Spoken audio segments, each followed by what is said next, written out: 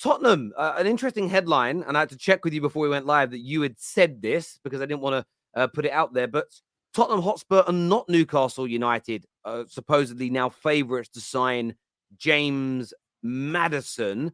Last week it was Newcastle, now it's Tottenham. Not you changing your mind, by the way. This is the first time you've reported on it. But what's the latest there? Yeah, I think I might have alluded to this last week on the show. I was trying to remember where I first said it. It might have been on here actually, but only in passing. Um, but yeah, like Tottenham um, have had an interest in James Maddison for a long time, as we know. Um, they've got their new manager in place now, and he's very much on board with the addition of James Maddison. And my personal understanding of it is that the people that will be being used to do the deal have good connections with Tottenham, which could give them an edge in this conversation. Now, that's been backed up by a couple of people that I've spoken to in the last week, and they just feel that like Tottenham are in a very good position to go and get this done at 55, 60 million pound if they want to go and do it. Now, part of the problem here is James Maddison isn't the actual priority for them. Like they need a goalkeeper, they need a centre back. Like those are Tottenham's big problems. But they do also want someone creative to come in, and James Maddison fits the bill and he's available. And this is the problem, because he's so readily available. Anybody could come along at any moment and pay £55 million for him, and they'll get him. So Tottenham don't want to get caught short in that sense. Newcastle don't want to go as high as £60 million on James Maddison. So that might hold them back if Tottenham were to be willing to do that. Newcastle are also being offered so many players, like daily. They're being offered players, and they're having to wait up. Like even today, coming into this show, you sent me a tweet where Kulusevski's being offered to Newcastle to go and join them. Like this is every day. There's a new name being mentioned for Newcastle at a time when Newcastle were trying to brief that they're not going to spend more than £75 million. So that's none of that really fits in either.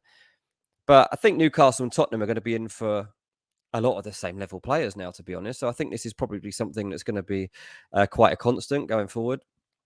But yeah, James Maddison, only a slight edge, I would say. I don't think there's a lot in this. I would just say that Tottenham probably more willing to do the deal that would be needed here. And I think that they're better equipped to get it done if they do want to go ahead with it. Yeah, it's going to be an interesting one, as you say. And Newcastle do have that Champions League football, but Tottenham are probably still right now perceived as a bigger club by some people, although the project at Newcastle was amazing.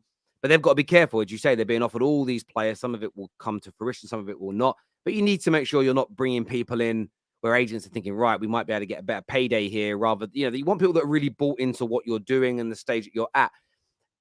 The Barella situation, obviously last night, the kind of way it was worded by the Telegraph, like it was they were closing in to this £50 million deal for him. Is that quite as it seems for Newcastle and Barella?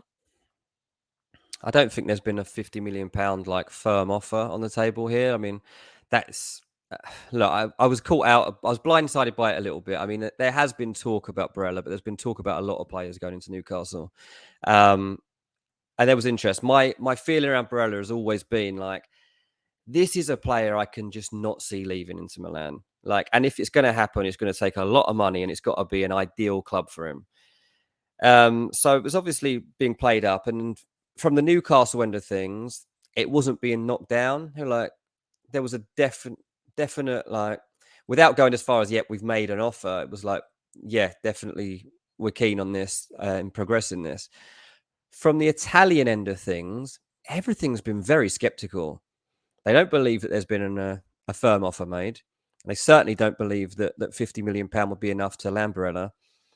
So you start asking around, okay, if Barella was to move, like what's going to be needed? And £70 million, I think, before you could even have the conversation is the gist of what's come back to me in the hours since this story broke. So we have to wait and see whether that's the case. As I say, I don't personally believe that Inter would be willing to let Barella leave unless they absolutely had to. I mean, it depends really the extent of the clear out that Inter Milan need to have. We're always reading and hearing about the fact that they're in financial disarray. But, Onana, Bastoni, Barella, Lautaro, what's happening with Romelu Lukaku, Di Marco, the left back, like that's half their team. This is a team that just got to a Champions League final. We're going to let half of them leave. Like, I can't see that happening. Yeah, I hear you. So I think that's part of the problem here. But Newcastle, yeah, look, there's something in it. They definitely like Barella and would like to explore that option. Whether Barella's desire is to go and leave Inter Milan for Newcastle United, I'm not so sure.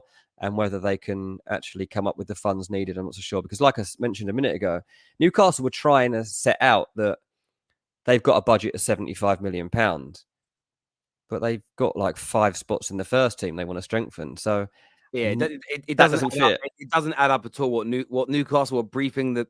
Look, I think Newcastle are doing what I believe they're doing. What Man United are doing.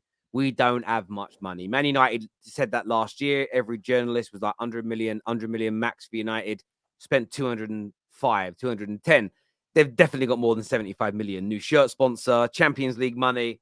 Get out of here. Like that Yeah. advertise. They're not stupid. You know, they're going to be absolutely fine. There's no doubt. I'm sure they're getting more new sponsors now. They're in the Champions League as well. So yeah, it's one to watch. But Barella, yeah, I agree with you. I'm not playing down the way the story read last night. Oh wow, this looks amazing.